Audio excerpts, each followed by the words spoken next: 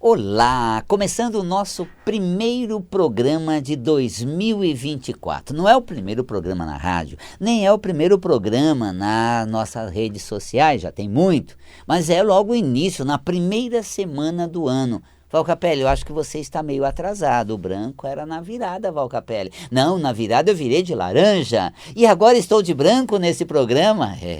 Tem uma estratégia dessa cor que é um ótimo início de trajetória, de ano, de atividade. Não precisa colocar uma camisa branca como eu estou fazendo. Não precisa isso não. Mas é importante você ter consciência dessa leveza indicada para começar o seu ano de 2024. Cada cor tem um talento, uma qualidade, um estímulo, algo positivo para te inspirar. Mas o branco tem exatamente esse lado cristalino, leve, puro, suave.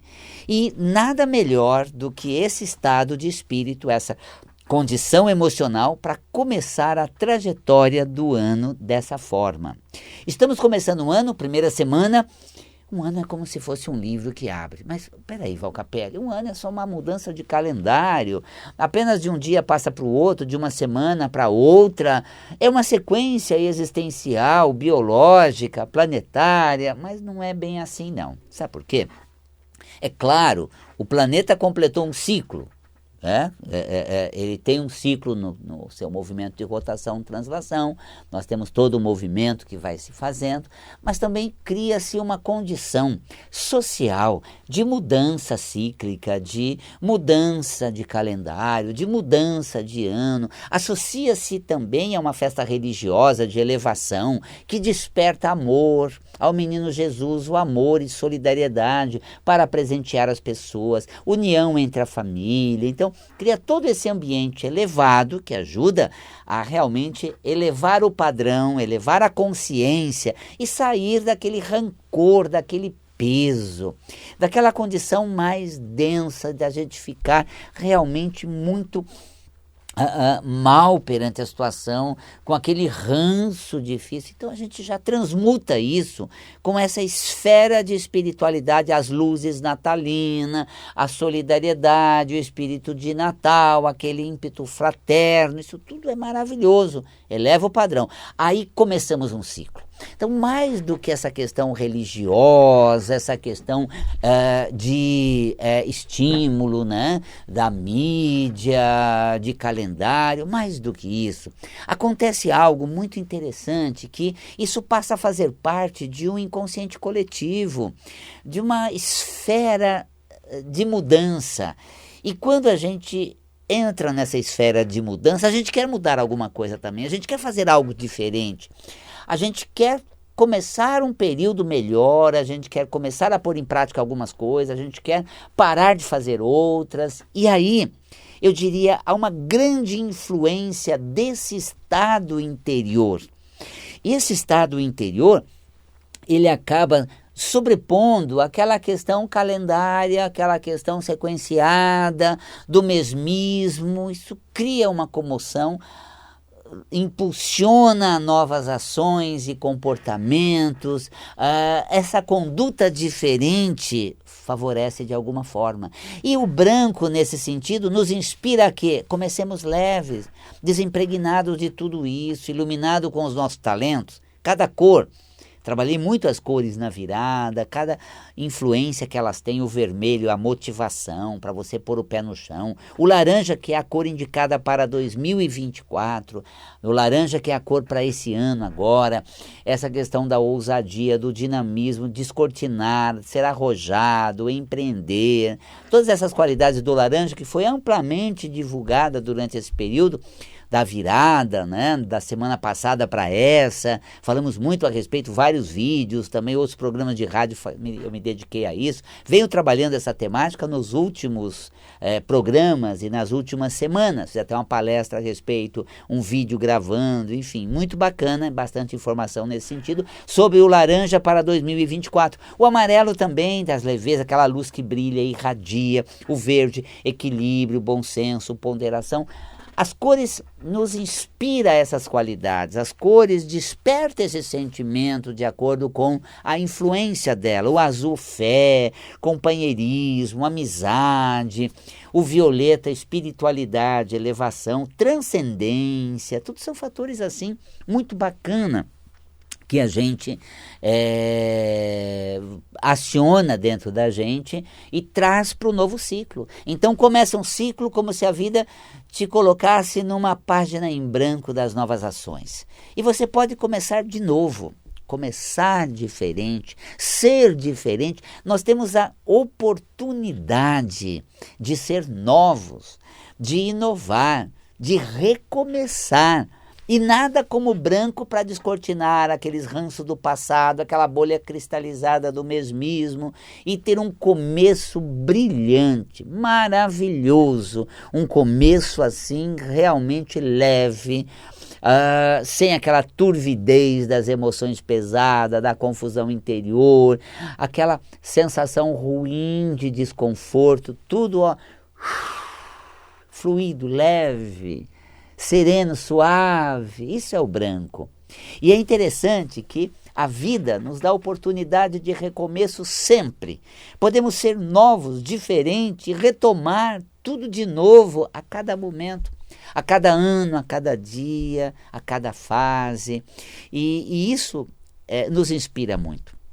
Isso nos traz realmente uma condição muito favorável para seguir nesse sentido. Eu tenho um trabalho que fiz junto a Gleides, que é o livro Embarque nessa Nova Consciência, porque durante as viagens a gente aprende e eu transmito.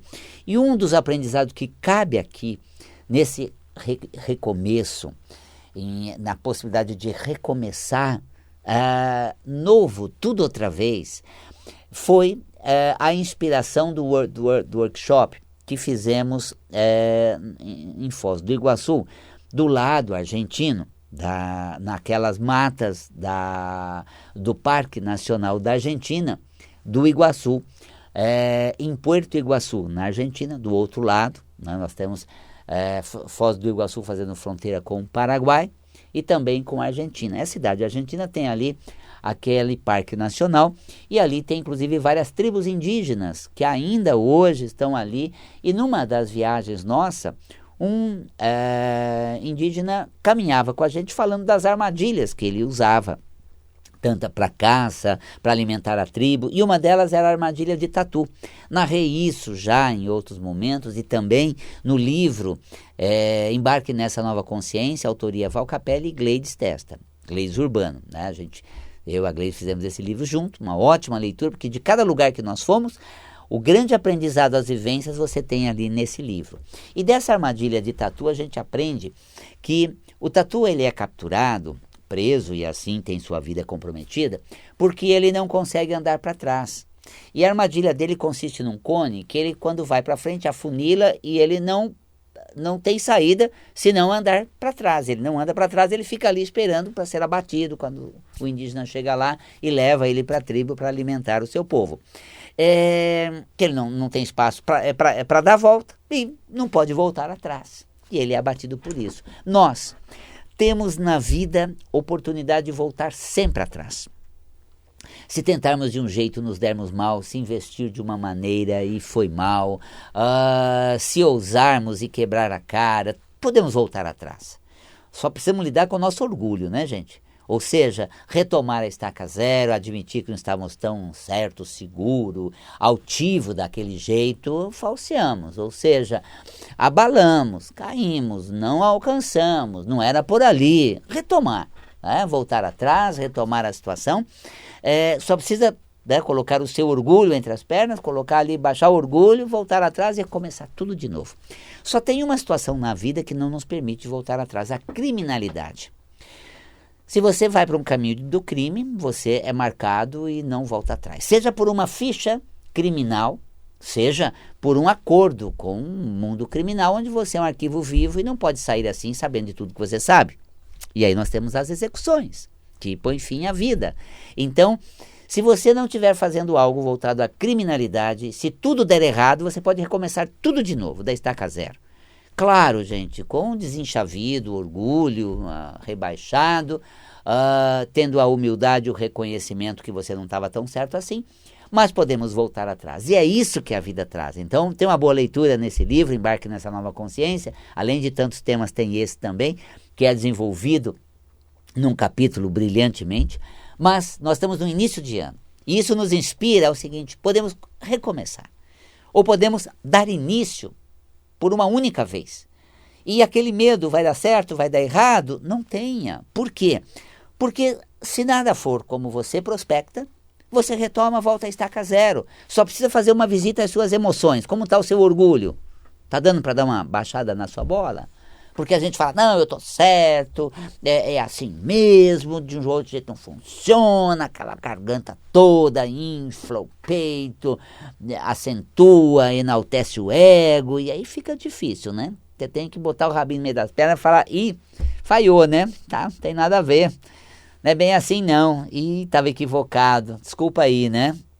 Assume o que você avançou, o que não rolou, retoma, volta à estaca zero e segue adiante, siga à frente. É interessante que se você se reiterar, se desculpar, tiver esse justo reconhecimento do seu estado, que você não é bam, PhD, não está com essa força toda, não está com essa corda toda.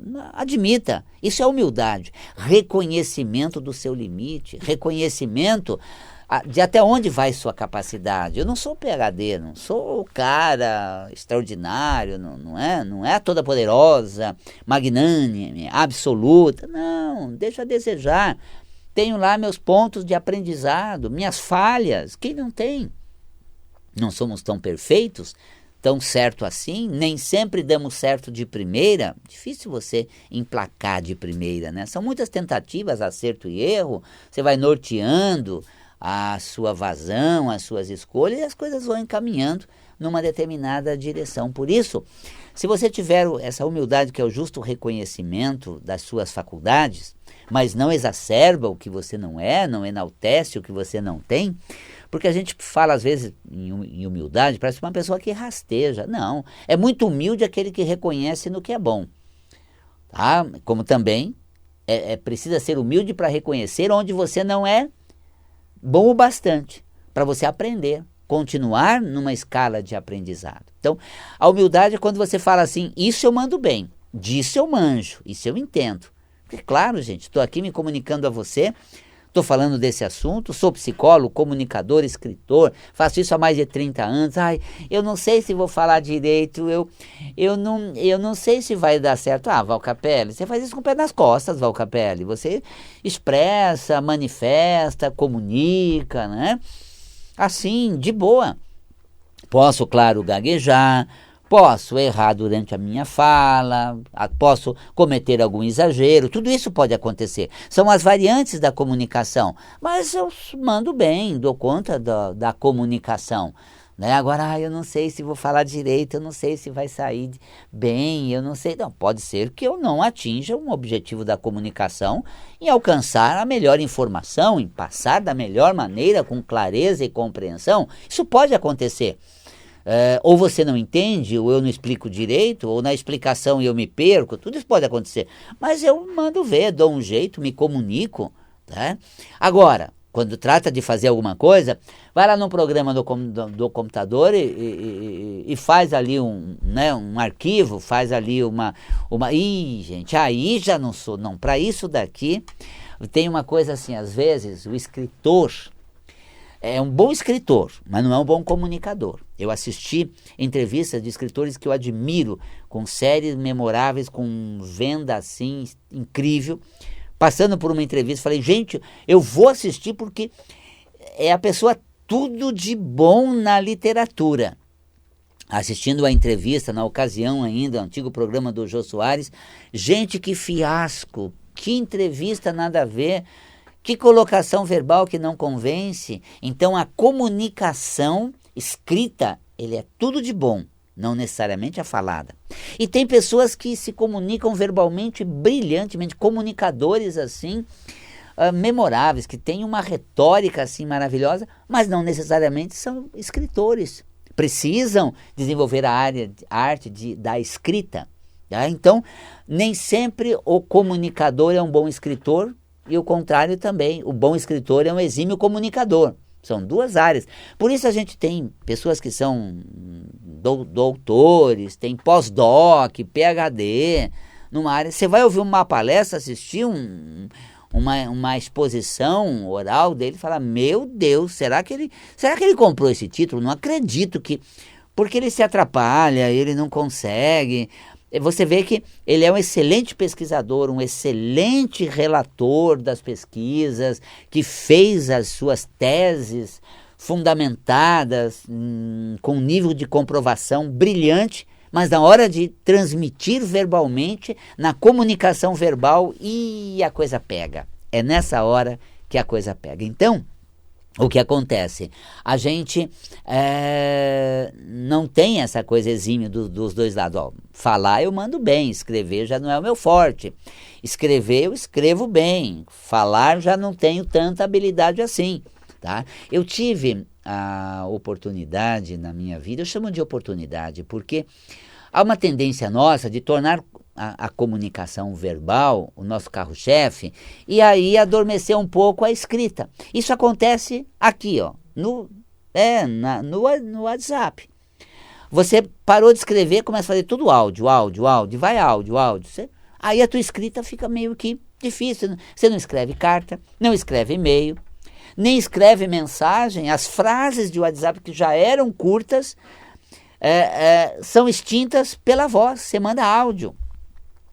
Então isso vai reprimindo a nossa força, né, da escrita. E eu tive a oportunidade de ser gago por longos anos, creio que quase 10 anos, mas gago de metralhar assim, de vovô, e não ia para lugar nenhum, metralhava, eu queria, mas não conseguia falar que queria, né? Tá bom, já não quero mais. Melhor mudar de ideia do que ficar patinando aqui e não sair do lugar. Como a minha comunicação era um vexame, patinar, arranhar, venho aqui hoje na rádio e imito eu mesmo. Mas assim, quando eu estava vivendo essa situação, não conseguia lidar bem com isso, e é vexatório, né, gente? Nossa, olha, quando, né, eu passava assim na entrada, na professora deixava um bilhetinho: estou presente, ponto. Hoje dia tal. Para que aquilo? Para não responder chamadas. Ela falava: Val, eu tô... Nossa, a classe toda ria. Então eu já entrava dando um bilhete de presença, né? Que bom quando surgiu assinar o livro. Você só assinava, né? Mas não ficava aquela coisa, né? Lá, então, Val, que é Valdeci do meu primeiro nome, né? Valdeci,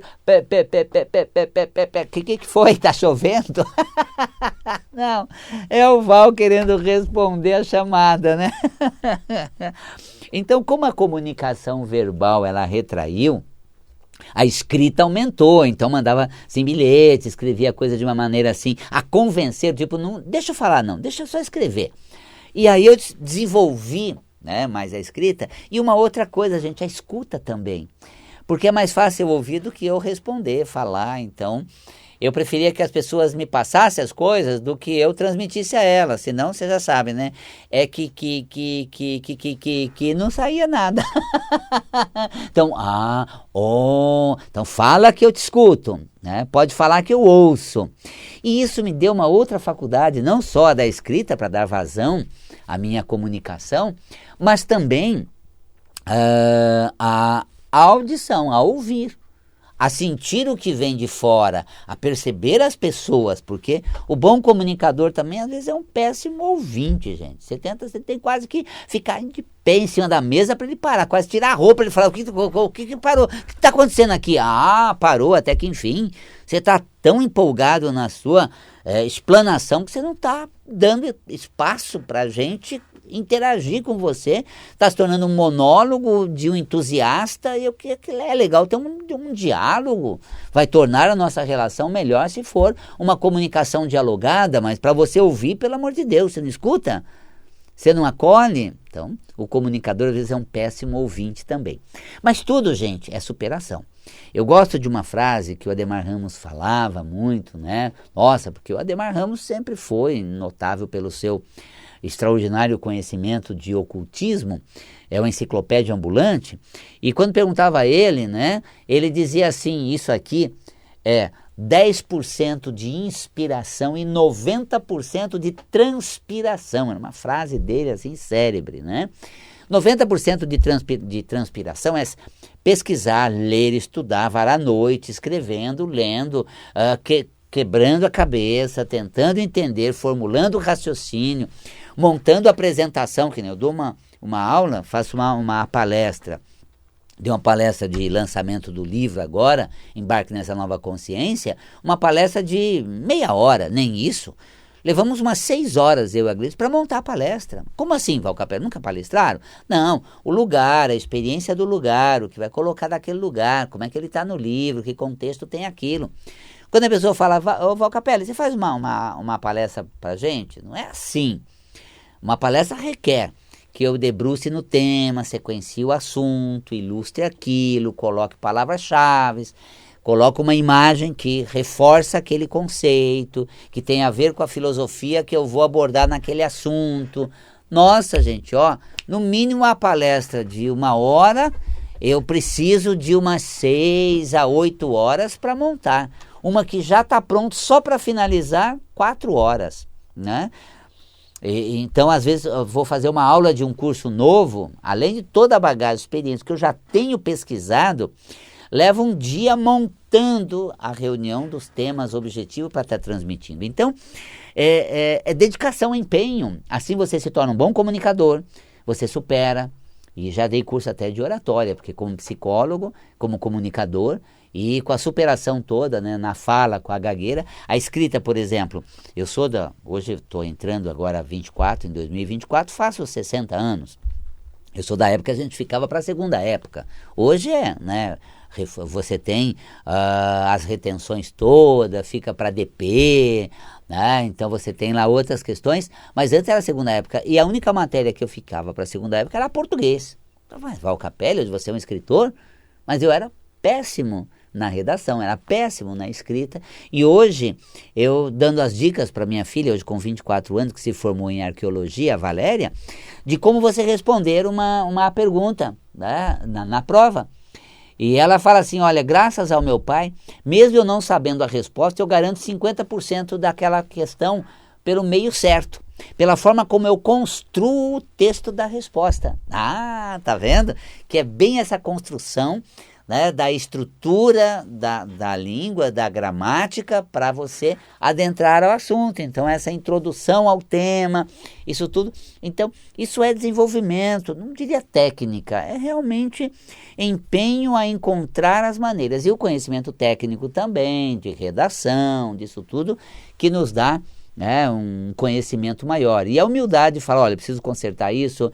Aí eu, né, levava para o meu sogro, que a área dele é de letras, ele tinha os doutorandos dele, né, que faziam, que ele tinha toda essa, dentro das instituições de ensino mais acentuadas do país, na língua portuguesa, ele era excelente na temática, e quando eu entregava os textos para ele ler, ele colocava lá onde faltava paralelismo, a questão dúbio, todas essas faltas, né, que a gente, o excesso de que, a questão da pontuação, eu aprendendo com aquilo tudo, né, escrever bem em português, um curso que ele fez, ele montou, eu acompanhei, né, e fiz ali as apostilas, o material de apoio, estudando isso tudo, para você ter clareza. Eu gosto de um livro que você vai lendo assim, as páginas, as linhas vão emendando, o assunto vai crescendo, que você não precisa voltar num parágrafo anterior, que não tem algo dúbio, seu quem? Seu é de que personagem esse seu se remete? uma coisa muito clara, muito nítida. Então a gente supera, se comunica, a gente, se tiver humildade para reconhecer, a gente cresce. O que falta aprender para falar, o que falta aprender para escrever, a gente cresce muito. Então hoje, quando alguém chega, Val Capelli, tem uma correção, eu digo, faça. Tem uma sugestão aqui quanto à sua comunicação, coloque ela, eu quero aprender. Né? E a gente fala, eu sou daquela região do Paraná, terra plana, e na minha fase nunca vi teleférico, não tinha teleférico no Paraná. Aqui em Minas tem vários, questões montanhosas, sempre a gente cresce praticamente aquelas cadeirinhas de teleférico. E aí eu venho para a capital, já com, né, eu vim para cá com 14 anos, lá pelos 20 e tantos anos, tomei contato com a palavra teleférico. E finquei um S ali, telesférico, errado, nossa, até pula no ouvido, salta, perfura o tímpano, teleférico, sem S, né? Um dia uma pessoa colocou, olha, esse S é teu, porque não tá no telesférico não, viu? Mas, nossa, teleférico é sem S, né? Pronto, obrigado, valeu, nunca mais eu vou esquecer. Então, mesmo comunicando, errando, tem humildade para aprender, para falar certo dali para frente. Então, se você tiver essa humildade, se você tiver esse justo reconhecimento, você não vai diminuir suas potencialidades, você não vai suprimir suas qualidades, mas você vai reconhecer onde você é bom e o que você sabe fazer. Assim nós começamos um novo ciclo, admitindo, prestigiando as qualidades que temos e aquilo que precisamos aprender, estamos sempre dispostos a ter o melhor aprendizado, assim nós evoluímos. Adorável estar com você nesse início de trajetória do ano e podendo refletir sobre esses assuntos brilhantes para a gente aprender, evoluir e acertar cada vez mais para ser uma pessoa melhor interiormente e que seja também bem-sucedido na vida. Que delícia, como é bom estar com você sempre nesse astral gostoso dessa aproximação que a gente tem. Seja pelo nosso canal do YouTube, pelo Instagram nas lives e aqui também pela Vibe Mundial. É sempre bom compartilhar com você tudo o que a gente tem de bom e o que precisamos aprender. Que bom, né?